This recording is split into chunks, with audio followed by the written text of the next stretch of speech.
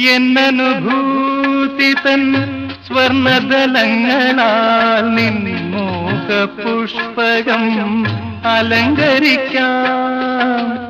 എന്നനുഭൂതി തൻ സ്വർണദലങ്ങളാൽ നിൻമോഹ പുഷ്പകം അലങ്കരിക്കാം. നിൻ ത്യാഗമണ്ഡപ യാഗാഗ്നി തന്നിലെ ചന്ദനധൂമമായി ഞാനുയരാം. എൻ മന്ദഹാസം ചന്ദ്രികയായെങ്കിൽ എന്നും പൗർണമി വിടർന്നേനേ.